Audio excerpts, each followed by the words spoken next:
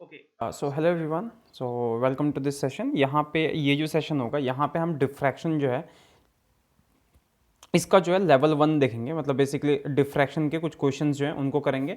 Short notes भी थोड़े देख लेंगे, कुछ इंपॉर्टेंट फॉर्मूले जो उनको हम देख लेंगे और उसके बाद फिर रिवीजन जो है वो चालू कर देंगे। ठीक है, मतलब रिवीजन क्विज जो होगा जो एज मतलब जैसा एज यूजुअल जैसा आपका चलता है।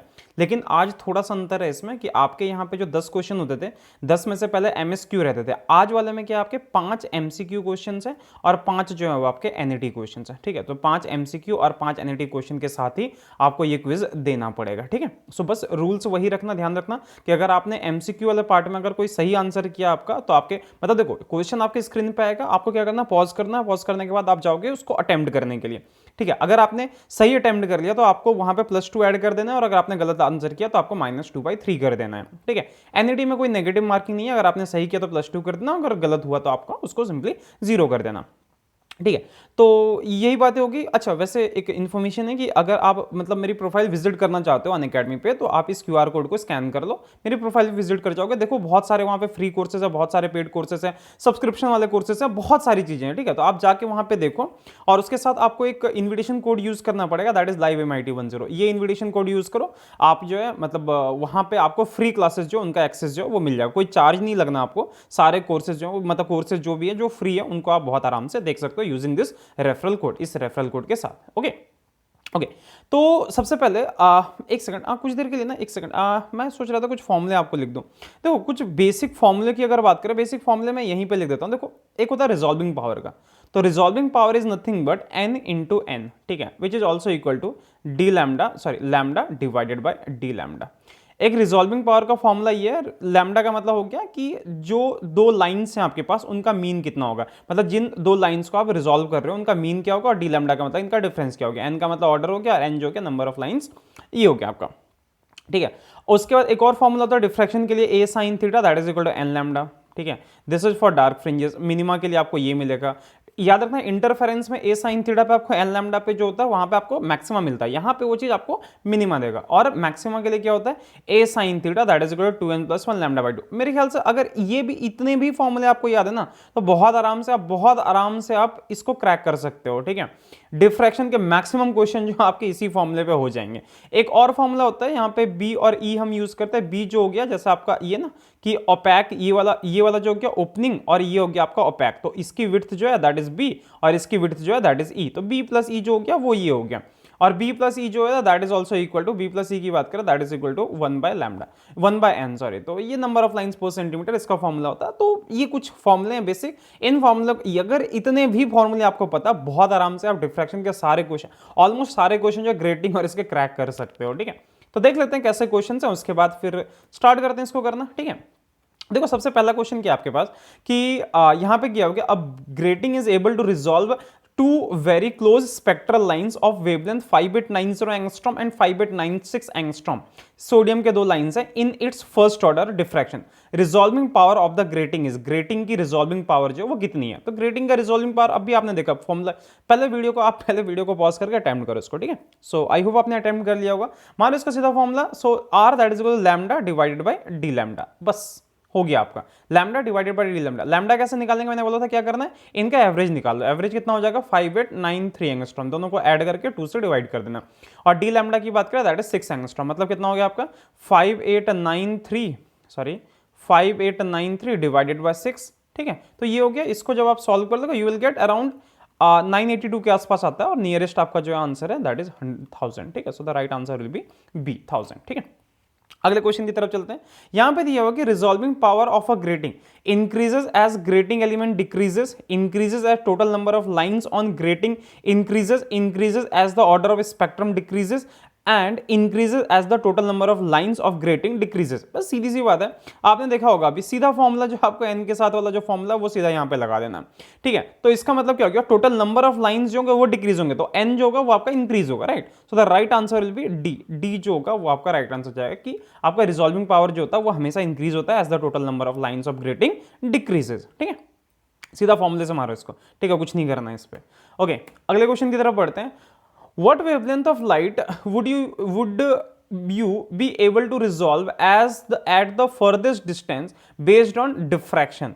किस लाइन को आप यहाँ पे फारदेस्ट डिस्टेंस पे आप इसको आराम से रिजॉल्व कर सकते हो, ठीक है, किसको यहाँ पे रिजॉल्व कर सकते हो, मतलब किसका रिजोल्यूशन जो होगा वो सबसे अच्छा होगा। So lambda equal to 450 nanometre, all wavelength will be resolved equally and lambda equal to 550 and lambda equal to 650। सीधी सी बात है, चार ऑप्शन है यहाँ पे। देखो आपने देखा अभी थोड़ी देर पहले कि आपका जो रिजॉल्विंग पावर होता है, आपका अगर रिजॉल्विंग पावर की बात करें, सो रिजॉल्विंग पावर जो होता है that is directly proportional to lambda, right. तो पावर जितना आपका वेवलेंथ ज्यादा होगा, शायद मैं यहां पे सही बोल रहा हूं, what wavelength of light would you able to resolve at the farthest distance based on diffraction, yeah I think it is okay, yeah so I think yeah R is directly proportional to lambda, शायद आया था ना हमारा कहीं पे, yeah R is directly proportional to lambda. तो आपका मतलब वेवलेंथ जितना ज्यादा होगा, आपका रिजॉल्विंग पावर जो होगा वो उतना ही अच्छा होगा, ठीक है। अच्छा, एक चीज में ये ध्यान रखना, एक फॉर्मूला आपका ये भी है, R that is equal to, नहीं कोई नहीं फॉर्मूला, आर रिजॉल्विंग पावर का जो इकलौता है यही फॉर्मूला, तो R is directly proportional to lambda.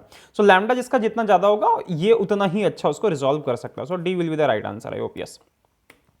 अगले क्वेश्चन पे जाते हैं, which are the following effects could not be observe from sound wave. Sound wave जो यहाँ पे कौन सा इफेक्ट नहीं दे सकता, तो आपको पता है, वीडियो को पॉज करो और यहाँ पे अटेम्प्ट करो, ठीक है। Interference, diffraction, polarisation and refraction. आपको पता है साउंड वेव कैसे होते हैं, दे आर लॉन्गिट्यूडिनल, और आपका जो पोलराइजेशन एक ऐसा फिनोमिना होता है जो कि सिर्फ ट्रांसवर्स वेव्स पे ही ये मतलब शो होता है, ठीक है। सो आपका राइट आंसर जो होगा दैट विल बी सी, क्योंकि साउंड वेव जो है वो आपके लॉन्गिट्यूडिनल होते हैं और पोलराइजेशन जो होता है वो सिर्फ ट्रांसवर्स पे वर्क करता है। अगले क्वेश्चन की तरफ जाते हैं, if Fraunhofer diffraction due to narrow slit a screen is placed 2 metre away from the lens to obtain pattern, ठीक है। डी जो है कैपिटल डी आपको दिया हुआ, that is simply 2 metre. If the slit width is 0.2 mm, slit width आपका 0.2 mm given है, and the first minima lie 5 millimetre on either side of the central maxima, कि सेंट्रल मैक्सिमा जैसे आपका यहां पे, इसके दोनों साइड आपका 5 मिलीमीटर दूर जो है आपका पहला मिनिमा जो है वो लाई कर रहा है, ये मतलब 5 मिलीमीटर यहां, 5 मिलीमीटर नीचे। तो आपसे पूछा व्हाट इज द वेवलेंथ, आपसे पूछा यहां पे कि आपकी वेवलेंथ की जो है वो वैल्यू क्या है, ठीक है। तो सबसे पहली बात आपने ये पढ़ा होगा फॉर्मूला कि यहां से देखो, आपने जो फॉर्मूला लिखा था ना ए साइन थीटा, ठीक है, ए साइन थीटा लिखते हो या बी साइन थीटा लिखते हो, और इसके लिए क्या होता है फर्स्ट ऑर्डर, मतलब एन लैम्डा, ठीक है। तो आपका एन जो है 1 एंड दैट इज लैम्डा, मतलब a sine theta that is equal to n lambda. तो मतलब साइन थीटा क्या हो गया आपका, that is simply equal to lambda over a, ठीक है। ये पार्ट आपको समझ आ गया, yes this part is perfect. मतलब क्या हुआ कि देखो ये, सॉरी, इसको यहां से मिला दो और इसको यहां से मिला दो, ये सेंटर वाला हो गया, और ये आपका जो हो गया थीटा जैसे आप बनाते हो डिफरेंस लेके, तो वही है मतलब उसी तरह से थीटा ध्यान रखना कि ये करके आपको क्या करना है, ऐसे ऐसे आप मिलाते हो इसको और फिर यहां से परपेंडिकुलर ड्रॉ करते हो, तो और ये जो आपका निकलता है that is D sine theta, ठीक है, बहुत बढ़िया। डी साइन थीटा इक्वल, तो यहां से क्या हो गया आपका कि ए साइन थीटा हुआ और sine theta that is equal to lambda over a, और साइन थीटा का एक और फॉर्मूला होता है that is equal to this distance, ध्यान रखना, that is equal to x divided by d, ठीक है। तो यहां से क्या करना, सिर्फ आपको लैम्डा फाइंड कर देना। तो लैम्डा क्या हो जाएगा, ध्यान से देखो यहां पे lambda that is equal to a x divided by d. A की वैल्यू आपको पता है, ए की वैल्यू कितनी आ रही है आपकी 0.2 mm, एक्स की वैल्यू कितनी आ रही है 5 mm, और लैम्डा की वैल्यू कितनी, सॉरी डी की वैल्यू कितनी आ रही है 2 मीटर, ठीक है। इन सब की वैल्यू जो है तो यहाँ पे पुट कर दो, जब वैल्यू पुट करोगे आपको मिल जाएगा यहाँ से lambda that is equal to 5000 angstrom, lambda जो है आपको 5000 एंगस्ट्रॉम जो मिल जाएगा। So the right answer will be a जो होगा वो आपका राइट आंसर जाएगा, ठीक है। अब कुछ एनएटीज हैं उनको देखते हैं। Light of wavelength 6.6 into 10⁻⁵ centimetre falls on a screen at a distance of 100 centimeter from a narrow slit. The width of the slit of the first minima lie 1 millimeter on either side of the central maxima. Ditto same problem है, आपको क्या करना है बस values put करनी है वही वाली। अभी मैंने आपको फॉर्मूला लिख के दिया कि a डिवाइडेड बाई डी ना, sorry a that is equal to lambda D divided by x, कुछ नहीं करना है, बस इसमें आप वैल्यूज जो है वो पुट कर दो। उसमें क्या करना था आपको, उसमें लैम्डा कैलकुलेट करना था, यहां पे आपको ए फाइंड करना है, ठीक है। लैम्डा गिवन है, I think yes lambda given है, डिस्टेंस जो है ये आपका गिवन है, ठीक है, कैपिटल डी आपका गिवन है, क्या फाइंड करना, एक्स जो है ये भी दिया हुआ 1 मिलीमीटर, ठीक है ना। सारी वैल्यूज पुट करो, आपका ए जो निकल के आ जाएगा that is 6 into 10⁻⁻² metre, sorry centimetre, ठीक है। तो this will be the answer, ठीक है, fine, okay. So I hope कर लिया होगा आपने ये क्वेश्चन। उसके बाद दिया हुआ कि if D1 D2 lines of sodium are इतना 6 angstrom apart, minimum number of lines of diffraction grating to resolve them. यहां पे बस आपसे कुछ नहीं पूछा, देखो आपको पता है कि 6 एंगस्ट्रॉम ये, और आपको पता है कि दोनों होते कितने पे, एक होता है 5890 एंगस्ट्रॉम पे और दूसरा जो होता है वो 5896 एंगस्ट्रॉम पे होता है। बस ये आपको दिया हुआ है। अब आपको क्या करना, आपने किया था, अभी क्या किया था, lambda divided by d lambda that is equal to n times capital N. N जो है आपका 1 हो गया, एन जो है ये आपको फाइंड करना है, और लैम्डा, लैम्डा कितना गिवन है आपका 5893, और आपका ये कितना गिवन है 6, ठीक है। इसको सॉल्व करना तो एन वैल्यू विल बी, अभी आपने कैलकुलेट किया था 982 approximately, I think it will be 982, yes 982 के अराउंड जो है ये आ जाएगा, ठीक है। अगले क्वेश्चन की तरफ बढ़ते हैं। NET3 diffraction pattern of a slit of single slit of width 0.5 centimeter is formed by a lens of focal length 40 centimeter। देखो लेंस का भी 40 सेंटीमीटर का गिवन है, तो समझना लेंस का बस इतना ही काम है कि वो क्या करता है 40 सेंटीमीटर दूर, इसके 40 सेंटीमीटर दूर आपका स्क्रीन होता है, जहां पे ये क्या करता है उसको मतलब क्या बोलते हैं डिफ्रैक्शन पैटर्न जो उसको बना देता है। तो ध्यान रखना, अगर लेंस का डिस्टेंस गिवन है मतलब समझ आना कि आपका d जो है that is given which is equal to 40 centimetre, या फिर कह लो इसको 0.4 metre. What is the distance between first dark and next bright fringe from the axis, कि एक्सिस से आपने पूछा है कि फर्स्ट ब्राइट और सेकंड डार्क जो है इसका डिस्टेंस जो होगा वो क्या हो जाएगा। तो इसका याद करो, आप दोबारा से याद कर लो। आपको फाइंड क्या करना है, थोड़ा ध्यान से समझना कि आपका फर्स्ट, अगर यहां पे क्या दिया फर्स्ट डार्क को मान लो कि आपका x है, ठीक है, x2 कर दो और यहां पे x1 कर दो। देखो करना क्या आपका x2 और x1 first dark and next bright. तो पहले डार्क की अगर बात करें, अगर आपका फर्स्ट डार्क जो आपका n पे मिल रहा है तो नेक्स्ट ब्राइट कहां पे मिलेगा, n+1 पे मिलेगा। और आपको ब्राइट और डार्क की कंडीशन आपको पता है क्या होता है कि b sin theta that is equal to n lambda. ये हो गया आपका condition for dark, first dark की कंडीशन ये होगी। अगले ब्राइट की कंडीशन क्या हो जाएगी आपकी b sin theta that is equal to 2। अब यहां पे क्या हो गया n1+1 इंटू लैम्डा बाई 2 कर दोगे, और n1 को क्या लिखोगे, n1 will be equal to n+1, so 2 into n+1+1, और उसके बाद यहां पे क्या हो गया लैम्डा बाई 2, ठीक है। बस यही रखना है। तो b sin theta that is equal to यहां से क्या कर दोगे आप 2n+3 लैम्डा बाई 2, ठीक है। अब यहां से क्या करना आपको, इसकी वैल्यू जो है ये फाइंड करो, इसकी वैल्यू फाइंड करो, और b sin थीटा ये लिखा हुआ, b sin थीटा को वही काम करना आपको। आपको पता है कि ये सारी चीजें आपने कर रखी है पहले से, कि आपका हो क्या जाता है कि x1 की अगर बात करें, x1 अभी आपने फाइंड किया कि ये जो सेंटर से डिस्टेंस होता है ये कितना निकलता है आपका x1 that is equal to f मतलब डिस्टेंस कैपिटल D उसका लैम्डा डिवाइडेड बाय a, ठीक है।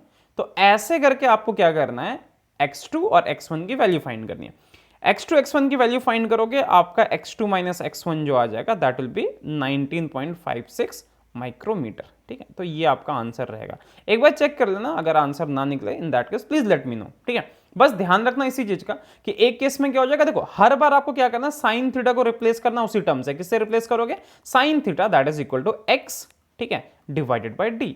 आपको हर बार इसको इससे रिप्लेस करना होगा। तो यही एक में आपका x2 आ जाएगा इस वाले में, और आपका दूसरे वाले में क्या आ जाएगा x1 आ जाएगा, ठीक है। n की वैल्यू फाइंड करो, n+1 की वैल्यू ले लो और वहां पे पुट करके आप आंसर दे दो, ठीक है, फाइन। अगले क्वेश्चन की तरफ बढ़ते हैं। A diffraction grating used at a normal incidence gives a line, ये क्या दे रहा है कि इस वेवलेंथ पे ये हो रहा है एट अ सर्टेन प्लेस, ठीक है, किसी प्लेस पे यहां पे ये मिल रहा है superimposed on violet line of this, जहां पे वायलेट लाइन जो उसका जो वेवलेंथ है that is this. If angle of diffraction is 30 degree, अगर डिफ्रैक्शन एंगल आपका 30 डिग्री है, how many lines per centimetre are there in grating. मतलब सिंपली क्या करना है आपको, सबसे पहले क्या फाइंड करो, b प्लस ई जो हमने पढ़ रखा है, b प्लस ई फाइंड करो, या a प्लस बी इसको बोलते हैं, उसका इसका क्या करो 1+1/b प्लस ई जो है इसको कैलकुलेट कर दो, आपका डायरेक्ट आंसर जो है वो आ जाएगा। मतलब क्या हो गया इसका कि देखो यहां पे अगर आपको फॉर्मूला यूज करना, आपका यहां पे ब्राइट मिल रहा है इसके लिए, मतलब b sin थीटा, ठीक है, b sin theta that is equal to not b sin theta, अब यहां पे क्या हो जाएगा आपका b plus e sine theta होगा, sorry. So b plus e sine theta that is equal to n lambda 1, और यहां पे क्या करोगे, क्योंकि सेम पोजीशन पे आपको मिल रहा है तो यहां पे क्या करोगे b plus e sine theta that is equal to n+1, order change हो गया आपका, और यहां पे क्या हो जाएगा लैम्डा 2, ठीक है। बस ये रखना, आपको यहां पे एंगल वगैरह सब कुछ गिवन है, साइन थीटा गिवन है, इन दोनों का यूज करके आपका निकल जाएगा b प्लस ई जो है आपका निकल के आएगा, लेट मी चेक, अगर इसका आप यूज करोगे, या सो आपका b प्लस ई या a प्लस बी जो भी बोलते हो, this will be equal to 3.24 into 10⁻³ millimetre, ठीक है, ये आ जाएगा। फिर आप n फाइंड करोगे, so n will be equal to 1/b plus e. जब इसका रेसिप्रोकल लोगे तो answer will be 3086 lines per centimetre, ठीक है। तो आपका आंसर जो आएगा दैट इज दिस, ठीक है। तो करना क्या है, देखो मैंने आपको सारे फॉर्मूले यहाँ पे लिख के दे दिया। आपको क्या करना है, b plus e sine theta that is equal to n lambda 1 और b plus e sine theta that is equal to n plus 1 lambda 2। आप देखो जरा यहाँ पे ध्यान से देखना, इसको आप डिवाइड नहीं कर सकते क्या, b प्लस ई सारी चीजें खत्म हो जाएगी। आपका यहाँ से क्या आ जाएगा, इसी को सॉल्व करना। आपका हो क्या जाएगा, n divided by n plus 1 lambda 1 divided by lambda 2 that is equal to 1। होगा या नहीं होगा, देखना जरा, n डिवाइडेड बाय दिस। अब यहां से क्या करो, n फाइंड कर लो। n जो आप निकालोगे that will be equal to 3। Calculate करना, n 3 आएगा। n अगर 3 आ गया, n इक्वल टू 3 की वैल्यू यहां पे पुट कर दो। तो यहां पे देखो b प्लस ई नहीं निकल जाएगा, b plus e into sine 30 degree that is equal to 1/2 which is equal to n equal to 3 into lambda 1 की जगह पे क्या हो गया 5400 इंटू 10⁻10, ठीक है। तो यहां से b प्लस ई निकल जाएगा। b प्लस ई आपका जितना निकलेगा उसकी वैल्यू वहां पे वापस घुमा के पुट कर दो, आपका ये जो है n निकल के आ जाएगा, ठीक है। अगर कोई दिक्कत आए कैलकुलेशन में, अगर कुछ एरर आए तो please let me know, otherwise मेरे ख्याल से जो मैंने कैलकुलेशन किया उसके अकॉर्डिंग ठीक है ये। तो the right answer will be 3086 lines per centimetre, ठीक है। तो ये हो गया एनईटी क्वेश्चन नंबर 4। अब आता है एनईटी क्वेश्चन नंबर 5 पे। A parallel beam of light of wavelength this is incident of wavelength this is incident at an angle 30 degree on a device containing a large number of parallel slit which has 6000 lines per centimeter. Highest order spectra that can be resolved is, highest order spectra कितना ये resolve कर सकता है, ठीक है। वही use करना R that is equal to n times n, ठीक है, और कुछ नहीं करना आपको। तो यहां पे हाईएस्ट ऑर्डर n जो होगा ये कितनी हाईएस्ट वैल्यू जो है ये फाइंड कर सकता है, ये इसको रिजॉल्व कर सकता है, बस आपको यही निकालना है यहाँ पे, ठीक है। सो सबसे पहले लिख लेते हैं a plus b. So a plus b की अगर बात करोगे this will be equal to a plus b, याद रखना ये n है, तो a प्लस बी कितना हो जाएगा 1/6000 लाइन्स पर सेंटीमीटर। तो ये सेंटीमीटर ऊपर चला जाएगा। सो a प्लस बी आपका आ गया। आपको क्या करना है, यहाँ से लैम्डा जो है वो गिवन है, लैम्डा कितना गिवन है 5460 इंटू 10⁻10 मीटर। लैम्डा आपका हो गया। थीटा इक्वल टू 30 डिग्री, ठीक है, थीटा इक्वल टू 30 डिग्री आ गया। आप क्या करोगे, a plus b sine theta that is equal to n lambda, और यहां से n जो है वो आप कैलकुलेट कर लो। a प्लस बी की वैल्यू आपकी ये रही, साइन थीटा की वैल्यू साइन 30 डिग्री, लैम्डा की वैल्यू आपकी ये रहेगी। n जब कैलकुलेट करो it will be around 1.52 something, ऐसे कुछ आएगा। वैल्यू पुट करके देख लेना, जो कि द नियरेस्ट इंटीजर इज 2। सो इसका आंसर जो हो जाएगा that will B 2। So 2 will be the right choice, ठीक है। सो कुछ कैलकुलेशन मैंने रफली किए हैं, बट आई होप अगर आपको फॉर्मूले पता है तो आप उसको आराम से कैलकुलेट कर लेना, ठीक है। कैलकुलेट करके और आंसर जो, अगर किसी आंसर में प्रॉब्लम आए तो प्लीज लेट मी नो, और बाकी ऊपर टेलीग्राम मतलब ग्रुप का लिंक आपको दिख रहा होगा, जाके ऐड हो जाओ उसमें, ठीक है। सो मिलते हैं जल्दी, तब तक के लिए tata, take care, bye bye, God bless.